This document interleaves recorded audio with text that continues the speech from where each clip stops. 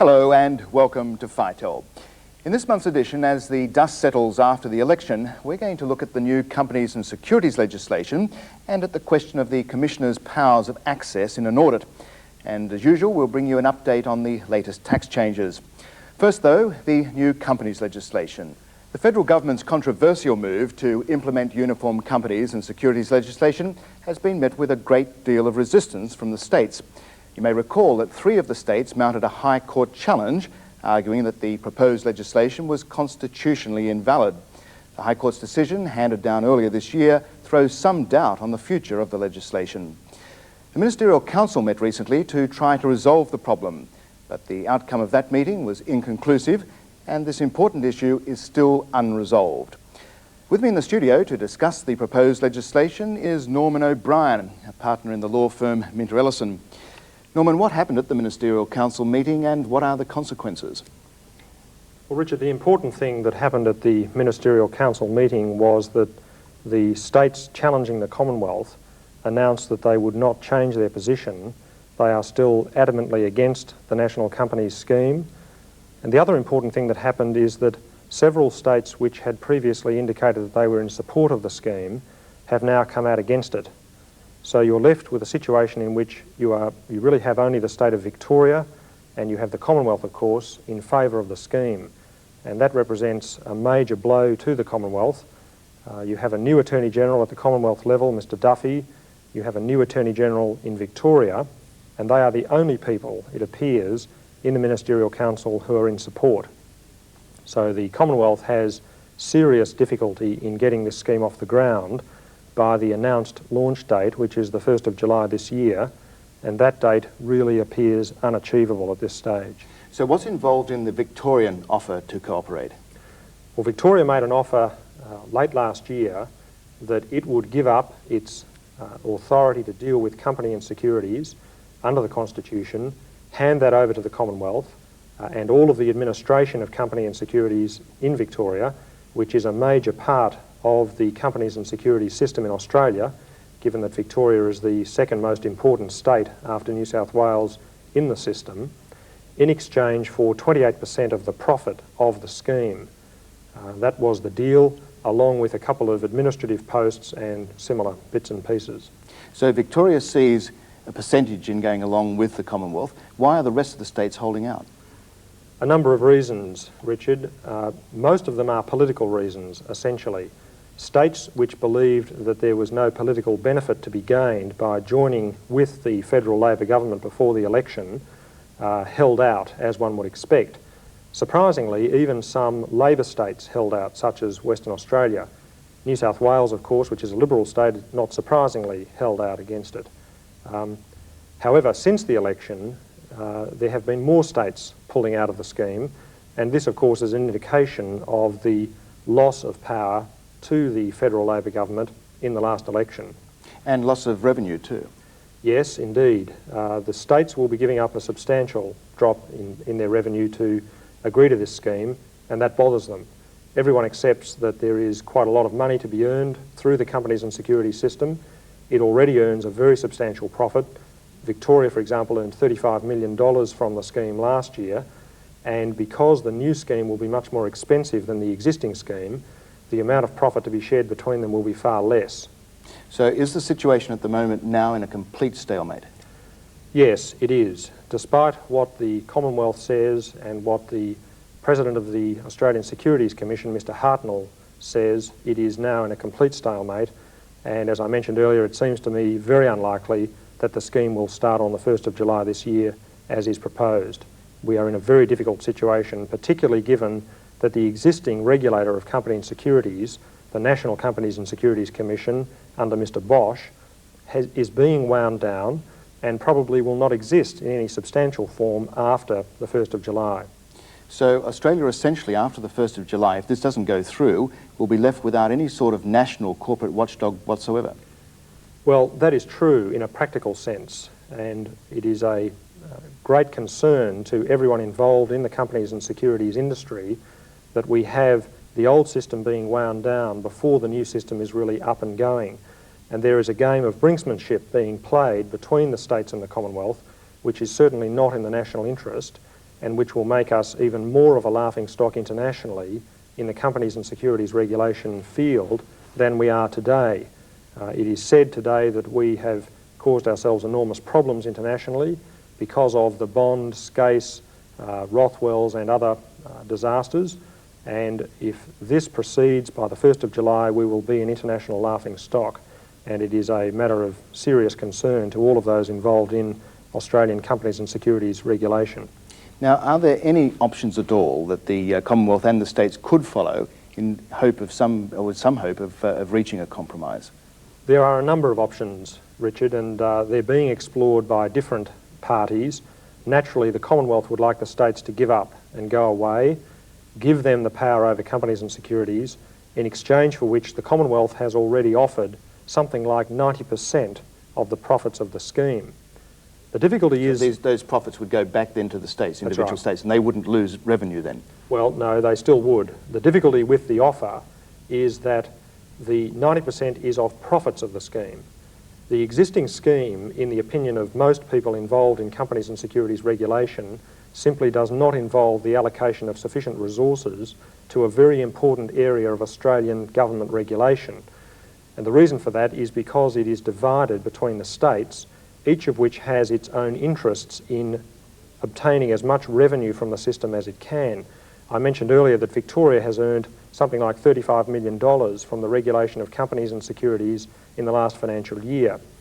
Under the projections for the first financial year under the Australian Securities Commission, that's to say the national scheme, the proposal was that it would earn only $9 million, in other words, 1/4 of the revenue of the previous year.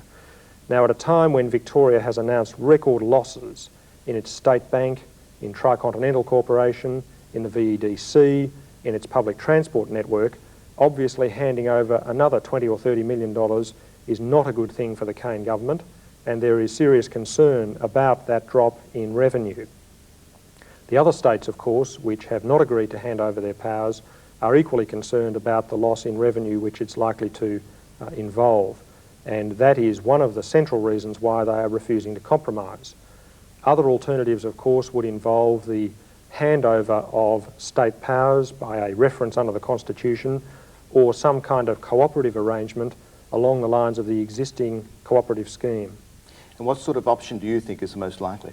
I think it has to be a cooperative scheme, Richard, for the simple reason that in February the High Court of Australia said to the federal government, you do not have authority to legislate for all aspects of companies and securities. Now, the High Court decision was on a narrow issue, the issue of the power of the Commonwealth to incorporate companies, but the truth is, despite what is said by some commentators, it is clear that the Commonwealth does not have power to cover the field in relation to companies and securities. Therefore, there will always be gaps in any Commonwealth legislation that is passed. Accordingly, the Commonwealth must have the support of the states, whether by a reference of state legislation or, more likely, by cooperative legislation, in other words, all of the states and the Commonwealth passing the same legislation to cover the field.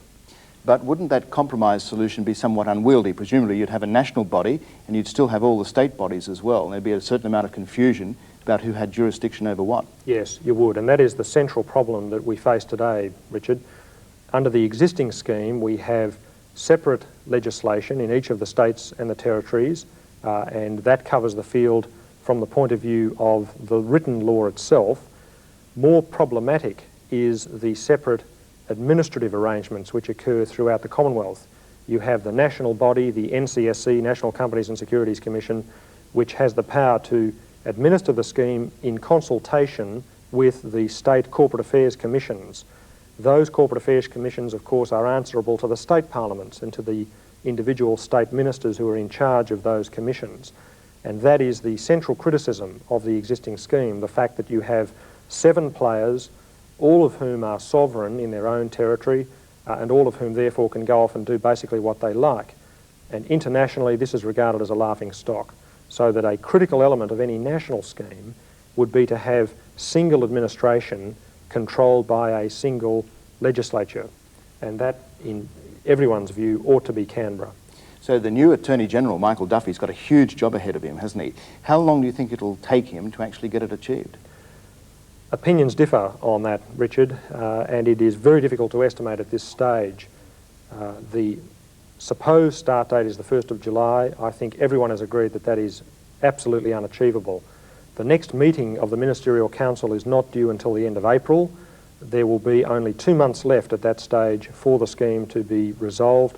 It is almost impossible for it to be resolved in that 2 months, given the position which now obtains. You have 5 states adamantly against the scheme which has been proposed, and Mr Duffy, despite his undoubted expertise in trade negotiations, I think will find it far more difficult to negotiate a solution with those states that are standing against it. I frankly doubt that we'll have the scheme in place much before September and possibly December or indeed 1991, which is a serious problem. So how is the accountancy professional going to be affected, both in that interim period between July the 1st and whenever the scheme actually comes into operation, and then of course after whatever is introduced does come into effect? Well, accountants of course play a key role in the companies and securities system at a number of levels. At the most basic level, you have the difficulty and the complication of preparing for the registration of existing companies under the new scheme. There was a complicated registration process proposed under the Corporations Act, which has now been declared invalid by the High Court. The federal government has announced that it proposes to amend that legislation and to bring in a new system of regulation to enable the registration of existing companies. We still don't know what that registration system will be, but if there is any serious endeavour to bring it into force really before the end of 1990, accountants will have to move very quickly to organise their resources, because they tend to be the registered officers for many companies, often many hundreds or thousands of companies, and they will have to get all of their paperwork in order. They are also, of course, very much involved in the incorporation of new companies, and it was that specific issue which was dealt with by the High Court in February. And whatever new regime is proposed for the incorporation of companies in Australia, accountants will have to get on top of very quickly. They'll have to organise new registration papers, work out with whom the registration must be lodged, and so on. There are a host of other areas in the new law which are changing, some changing very radically. For example, the operation of the corporate securities industry, particularly in relation to capital raising and capital transactions, which the larger accounting firms are very much involved in. They will have to prepare for that as well. So there are many changes, and the accountants will have to gear up for the new law almost as soon as it comes through the Parliament, because the federal government will be very keen to bring it into force immediately. Norman, thanks very much. Thank you, Richard.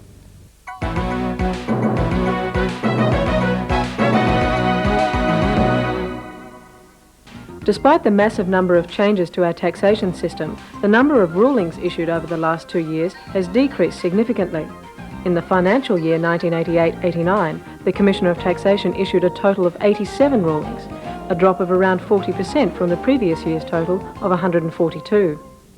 One of the most important changes in the tax system in recent years has been the move to self-assessment, and along with that move is the emphasis on audits.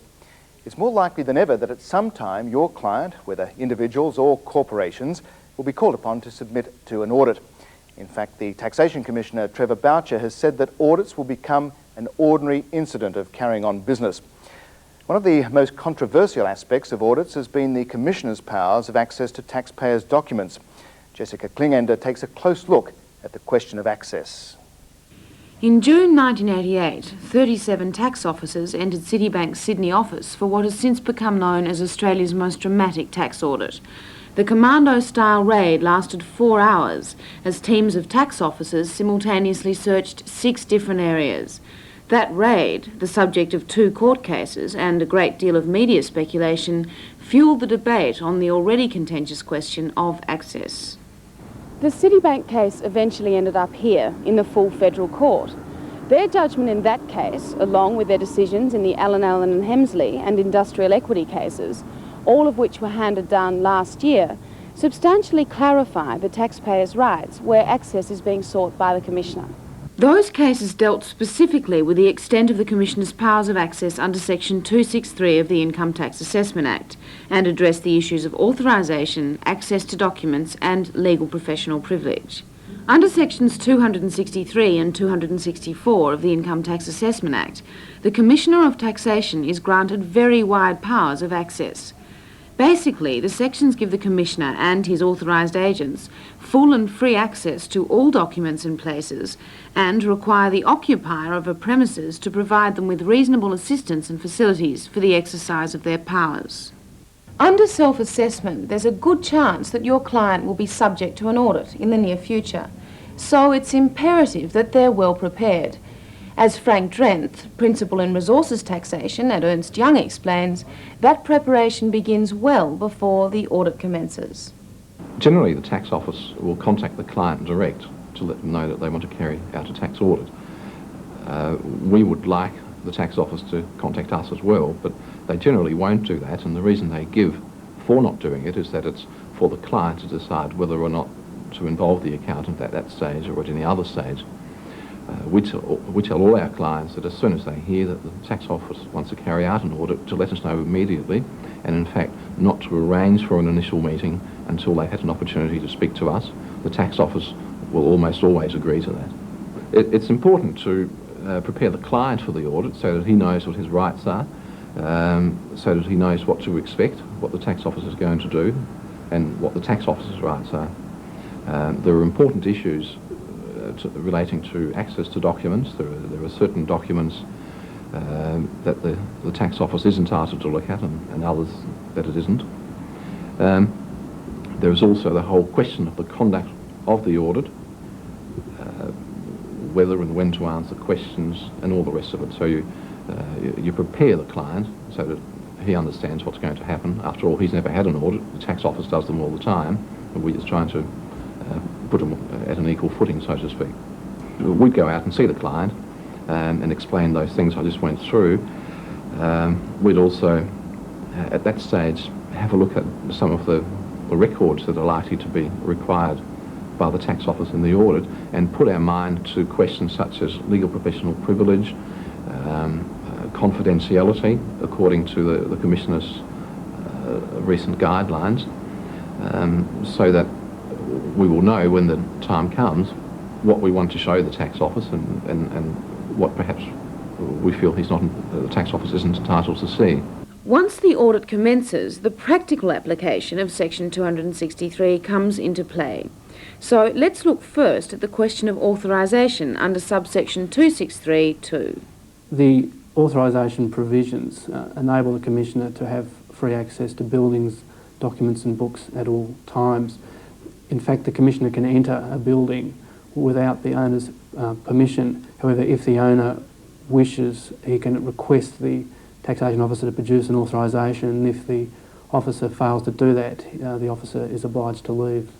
So as a matter of practical advice, would you always say, just as a matter of course, ask for that authorisation? I think you would have to ask. You can never be sure that it's actually a taxation officer, but certainly you should ask for the authorisation, examine it to make sure that it is a valid authorisation.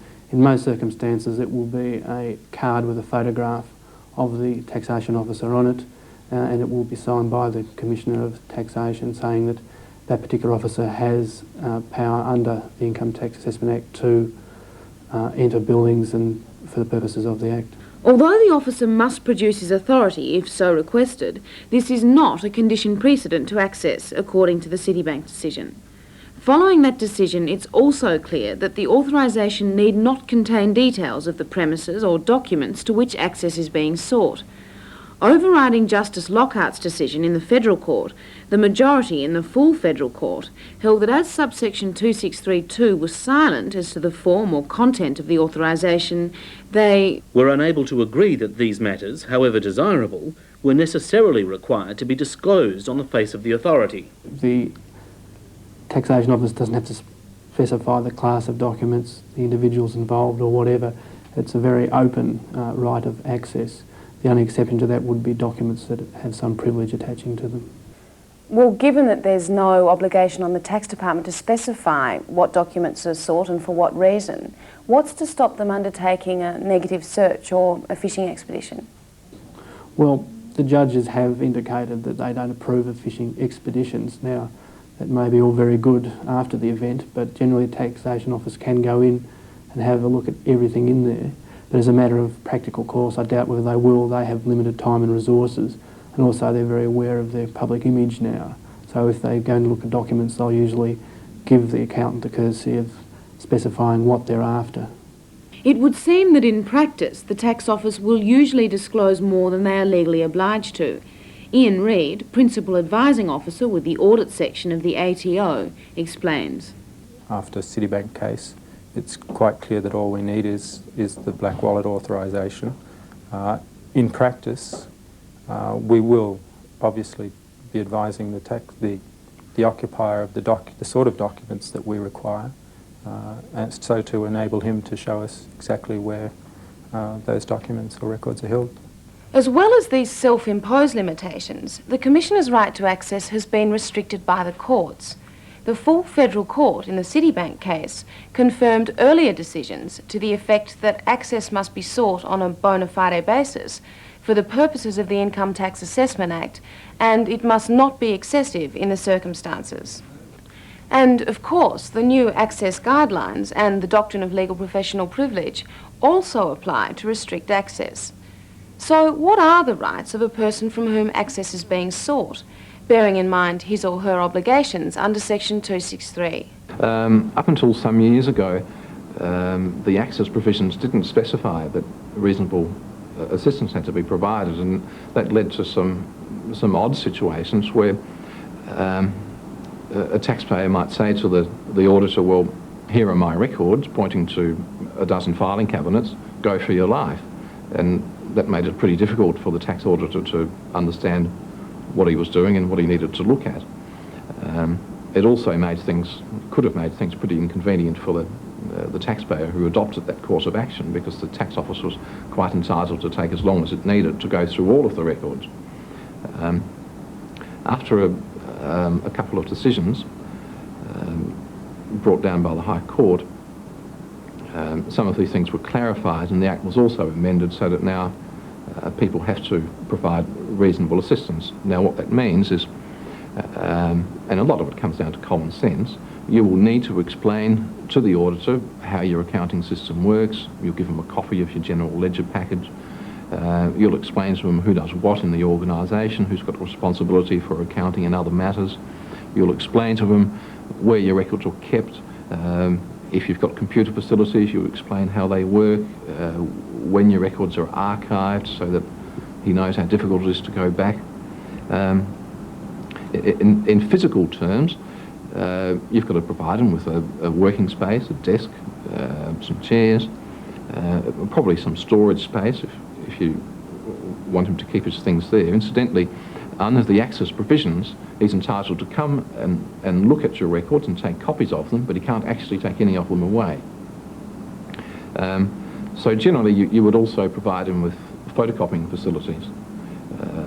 You're entitled to ask to be reimbursed for the cost of providing those facilities, although where only a small number of copies are going to be taken, it's probably not worthwhile. On the question of photocopying, we recommend that one, you do not let the tax office operate the machine. That way you've got control over what he takes copies of. And two, you take 2 copies of everything so that at the end of the day you know exactly what he's taken copies of. How would you advise a taxpayer or occupier of a premises to protect their rights once the audit's commenced? Okay, well, where your client is a reasonable sized organisation, it's got a number of employees, it's important to designate a particular person. It might be your chief accountant or your tax manager, if there is one, whose job it is to be the focal contact point with the tax office. And it's important to make it clear to both the staff of the client as well as the tax auditors that that is the only person they should talk to. Now, the reason you give for this, and the tax office is used to it by now, is that it's for the most efficient conduct of the audit.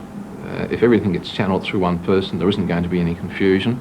And the other fairly important consideration for your client is that you don't really want the tax office auditors talking freely and informally to all of your employees.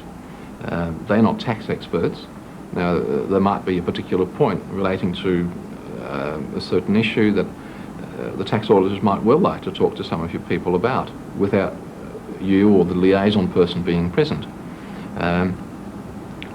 You should make it clear to the tax auditors that that isn't to happen. There may be times where it's quite okay for them to sit down and talk to maybe your plant manager or your insurance manager, but the accountant or the liaison person should always be there, just again so there is no confusion, and you don't have people speaking out of turn, if you like, or the tax office asking questions about things that they've got no business asking. Do you have to answer all the questions the tax office puts to you, or are there some you can refuse to answer? You have to give reasonable cooperation, which means that the client has to answer questions relating to access, explain where things are and all the rest of it. But that doesn't then go on to permit the tax office to ask all kinds of questions about other things. You know, for instance, why did you enter into a certain transaction, and who did you make that payment to, or why? At least not under Section 263. Under Section 264, the tax office has powers to ask questions either in writing or to interview the person in person. So there probably isn't much purpose to be served in saying to the tax office when he asks you a question, well, I don't have to answer this under Section 263, because if you adopt that approach, you will probably get a Section 264 notice and be interviewed in fairly stressful circumstances. So the message is cooperate, but don't volunteer any information. Exactly. During the audit, the audit probably consists of a number of separate phases. Firstly, they'll come in and look at all your physical records. And as I said, it's important to make it clear what they're entitled to look at and what they're not. Having looked at those records, the auditors will come up with a whole number of questions. They may want you or the client to clarify something, or looking at particular records will lead them into a certain line of inquiries. You know, what sort of payments did you make to those subcontractors? Anything. Now, strictly speaking, that type of questioning is covered by Section 264. And what we do recommend is that at the outset of the audit, you work out with the case manager or the auditor in charge that any of those kinds of questions should be put in writing. Again, it's reasonably formal, but at least everybody knows where they stand, you know what's been asked, you understand what still has to be provided, and in fact it helps the tax office to manage their audit. So how far does your obligation to help the tax office go? Well, it's clear that you can't physically obstruct tax officers, and the obligation to provide reasonable facilities and assistance suggests that you must cooperate if necessary. But just how far the obligation goes will depend on all the circumstances. The occupier must give reasonable facilities and assistance. So when we request a document or a record, he or she is obligated to show us where or give us access to those documents. So if there's a locked room where the documents are contained, they are obligated to open or give us the key to that locked room. If they're in a filing cabinet which is locked, they have to unlock the filing cabinet and to indicate to us where the documents are held. So if they specifically know where the documents are held, they're obliged to tell us where the documents are. If they don't actually know where they are, then just in the room somewhere, that would be reasonable facilities as well. If they just opened up a room for us and said documents are there somewhere, and they knew exactly where the documents were, that wouldn't be sufficient information. They would have to go to the trouble of showing us where those documents were. And the only information that they'd have to supply to us would be information as to the whereabouts of the documents and how to access them. If they just opened up a room for us and said documents are there somewhere, and they knew exactly where the documents were, that wouldn't be sufficient information. They would have to go to the trouble of showing us where those documents were. And the only information that they'd have to supply to us would be information as to the whereabouts of the documents and how to access them. They don't have to physically go and get the documents for us. They have to show us where the documents are, and then our officers will search through the documents. What about in situations when there's some sort of expertise that the occupier or taxpayer has in relation to that? Do they have to use their expertise to help you? If there's an office index system, they should advise us of its operation so that we can competently work through the system to find the exact information that we need. Like if there's a microfiche that we're looking at and it's coded, we'd need information as to the meaning behind those codes so that we can determine the document that we're looking for. Section 263 refers to books, documents and other papers. These days, many, if not all of a company's records are stored on computers. How does the occupier of a premises discharge his obligations under Section 263 in relation to such records?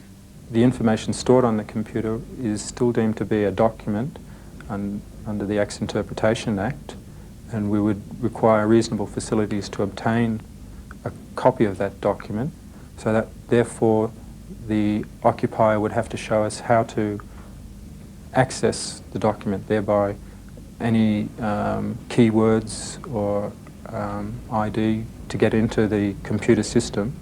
The occupier would have to show us how to use it. In the majority of cases, I'd say that the occupier usually keys in the information for us so that we can actually see the information on the screen and then determine whether we need to get a hard copy of the document. While Andrew McNichol doesn't see the obligation going quite so far in theory, in practice it's the same. Well, certainly Section 263 refers to books and documents, which just by common sense it's obviously not the medium of a computer or whatever. However, the Acts Interpretation Act makes it quite clear that books and documents do cover that kind of a medium for storing information. In those circumstances, I think you would tell the Commissioner, well, it's stored on that particular terminal, and although you're not obliged to show him how to work it, I think as a matter of common sense you would, because you wouldn't want to have a taxation officer unskilled with your computer getting information off it or mucking around with it. You're not obliged to help them, but as a matter of common sense, I think you should. Clearly then, the Commissioner has wide powers and the occupier must cooperate. But, as we've mentioned, there are some limitations on access. One of the most important of these is legal professional privilege. If a document is brought into existence for the sole purpose of giving or receiving legal advice or for use in existing or anticipated litigation, then it is a privileged document. If a document is privileged, it cannot be used in evidence. It cannot be submitted before a court or a tribunal or similar sort of body. The decisions in the Allen and Hemsley and Citibank cases examined the concept of legal professional privilege and its role in denying access under Section 263. These cases established a number of principles. First, legal professional privilege will apply to restrict the Commissioner's powers of access under Section 263. Second, any search which effectively denies claims for privilege will be outside the Commissioner's powers under that section. And lastly, a taxpayer or his agent must be given adequate warning or time within which to identify documents which may be subject to a claim for privilege. The following factors are relevant in determining the time period within which claims for privilege must be made. The nature of the organisation being searched, for example, solicitor's office or bank. The size of the organisation. The nature of the documents or records being sought. Whether the raid was of a surprise nature, the number of people conducting the raid, and whether the documents or class of documents sought has been revealed to the party who held them. If we're taking access to a legal premises, of course there'll be a lawyer on the premises. Most accesses to banks or accountants' offices, they are aware of the documents that would likely be privileged, and in those cases, in the great majority of cases, a competent person would be available. It's our practice to allow a reasonable time for a person to contact a legal advisor to determine whether those documents are privileged. The question of whether a searching officer must ask whether a claim for privilege is being made in respect of a particular document before copying it remains to be addressed. The tax office has indicated to Fitel that it won't make such a request. But given that an otherwise privileged document will lose its privileged status as soon as it's seen by the tax office, how do you go about making a claim for privilege in practice? Remember that at the outset you would have gone through the client's files with him and identified the documents that you feel are covered by privilege or confidentiality. Once the audit actually gets underway, if any of these documents are the ones that the tax office may want to look at, it's simply a question of raising the issue. You don't show them the document, but you point out that this is a document in relation to which you're claiming access or confidentiality. You'll give them a rough description of what it is, but not very much more than that. And generally that will be the end of it. There may be instances where the tax office will query whether it truly is covered by privilege, and in some cases you may need to get legal advice to clarify that. But generally there isn't a lot of problems in working out whether or not it applies. The point to make here is that as an accountant, it's not for you to waive the right of privilege or confidentiality, that's for the client. But even as far as the client is concerned, you should always claim privilege or confidentiality when it's available. It may be tempting to just show the auditor everything and to be really cooperative, but you don't have to do that. They don't have a right to see those things, they don't need to, and after all, you're just playing according to the rules that the Commissioner himself has set. The Citibank case also clarified the capacity in which third parties, such as accountants, may claim legal professional privilege. Having considered the bank's obligation in that case to claim privilege, the full federal court concluded that Citibank was holding documents on behalf of its clients in the position at least of gratuitous bailee of the documents.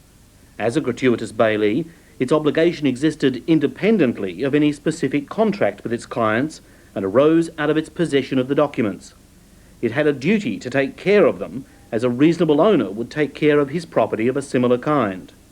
Thus it would seem that if your officers are searched for clients' records, you will be duty-bound to make claims for privilege on their behalf.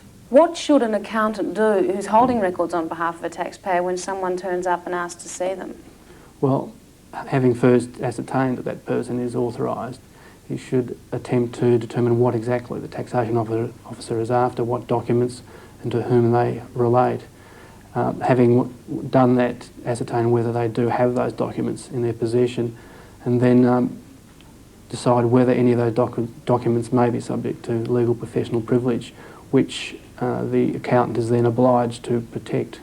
Despite strong lobbying from accounting bodies, the doctrine of legal professional privilege still only applies to lawyers.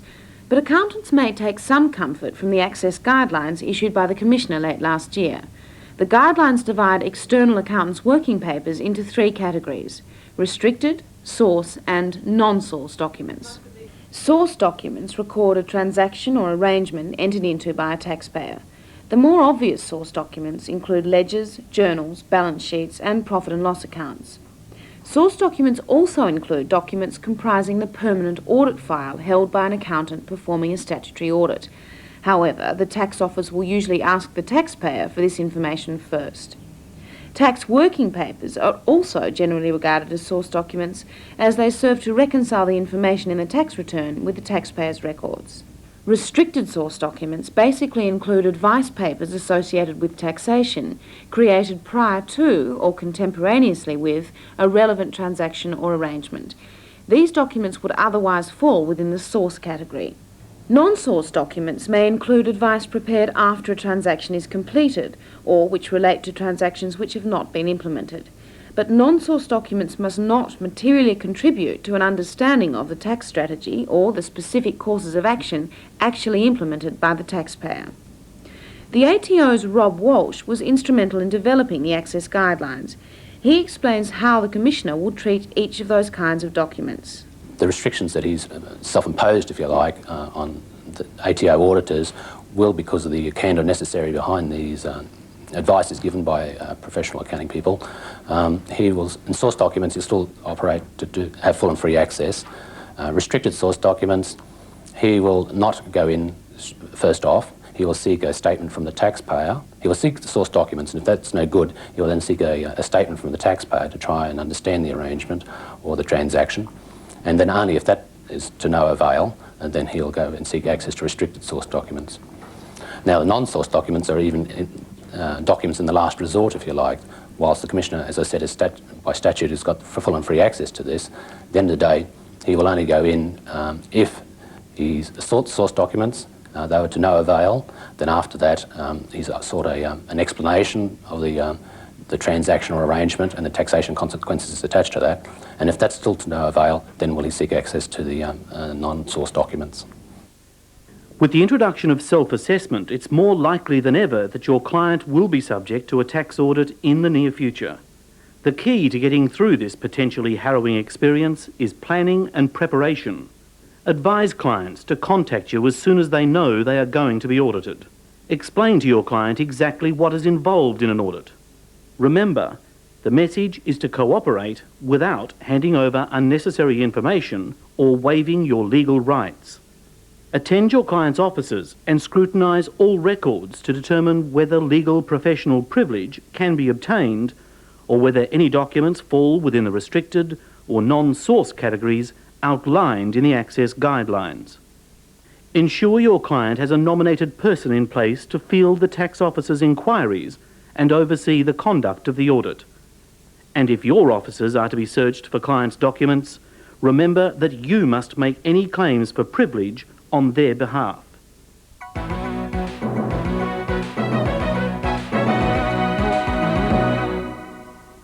Among the millions of tax returns processed annually, there are always some that make the taxman smile, such as this letter from someone who obviously finds the tax office more daunting than the local constabulary. Since coming from New Zealand, I've been in trouble with the police and I'm fighting a losing battle with them. Would you please expedite this claim, as on my discharge from the above prison I intend to flee the country with all possible speed. Or the case of a parent claiming for an additional dependent. This daughter committed a serious indiscretion which resulted in the birth of a child. And now, with our regular tax update, here's Brendan Wood. Due to the recent elections and obviously the break in federal parliament, the introduction of any new regulations or changes to existing ones have been put on hold. However, since our last report, the Commissioner, Trevor Boucher, addressed a meeting of the Taxation Liaison Group in Canberra. In his presentation entitled An Overview of the Building of the Modern ATO, the Commissioner referred to the recent McKinsey report. The report was commissioned to look at two key areas of the ATO's operations: the improvement of relationships with the two major markets, in fact, the large corporations and the tax agents. The Commissioner referred to the four major recommendations of the report. The first recommendation is that there should be established a multidisciplinary team to examine ways to reduce the costs and complexity of taxation legislation. The second recommendation is that the ATO quickly confirm that the next stage of self-assessment for companies will occur for non-company agent-served taxpayers. The report states the benefit of this, which flows from the introduction of full self-assessment for companies, will be to quickly reduce the workload and attendant errors. The Commissioner went even further to say that, having regard to the needs of the various markets in the system, the ATO ought to strive for full self-assessment of all taxpayers. The third major recommendation of the McKinsey report is that the ATO look at the structure of its legal, interpretational and policy areas to better serve the needs of taxpayers. And the fourth recommendation stresses the importance of helping the ATO personnel to develop professionally. Along with broad policy areas, the report addressed a number of areas which the Commissioner was pleased to say were already under review. These included deductibility of interest on borrowings to pay tax, the quarterly provisional tax system and settlement guidelines. The Tax Office is also encouraging stamp tax employers to switch to the group system. The ATO's plans include phasing out the old tax stamp sheets by encouraging employers to switch to the group system, which is less time-consuming. Less frequent payments. Group tax employers who pay less than $10,000 per annum may opt for a maximum 5 payments a year instead of the current 12 payments a year. Those who stick with tax stamps will have to continue with their 13 payment requirements. Dropping the requirement to forward a remittance advice when no PAYE deductions have been made, modern checkbook-style personalised payment slips and records for all group employers, and finally, the ATO has announced the new housing indexation factors that, for fringe benefits tax purposes, some employers will need to use to calculate the value of housing benefits provided to employees during the year commencing the 1st of April 1990. The factors are based on movements in the rent subgroup of the Consumer Price Index. They may be applied to the previous year's housing values instead of working out a new market value for the year. The new factors for the purpose of valuing non-remote housing are New South Wales 1.108, Victoria 1.082, Queensland 1.112, South Australia 1.073, Western Australia 1.093, Tasmania 1.032, the ACT 1.069 and the Northern Territory 1.014. The ATO also announced the following values for employee housing situated in remote areas of Australia. For general housing, $4,634 or $88.87 a week, and for single quarters, $1,157 or $22.18 a week. These values are calculated by applying an indexation factor of 1.095 to the 1989-90 values. Richard. And that's all from Fitel Program 7. We'll see you next month, and until then, goodbye.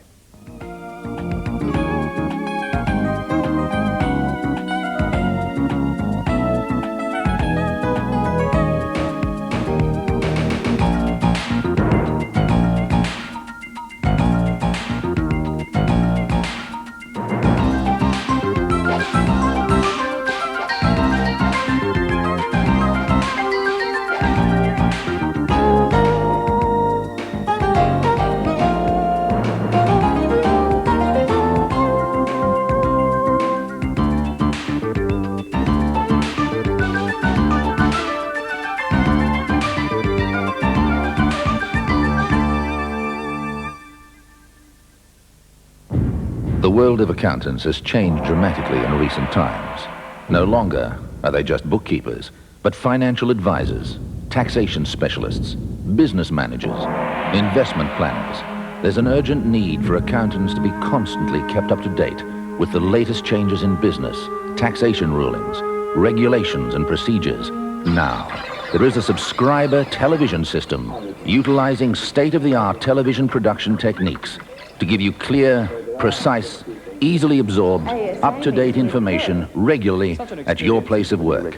A subscriber system which presents the most important developments by Australia's financial industry leaders, developments in the key areas of concern to accountants and the financial professional, taxation, accounting procedures, business legislation and management, computer technology, superannuation and investment, corporate finance and marketing. A system which provides support services through an information center, an interactive link between the system and its member subscribers.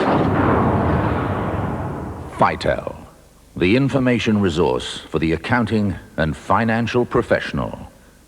For further information, call the Fitel Information Center on 008 033 798, toll free from anywhere in Australia.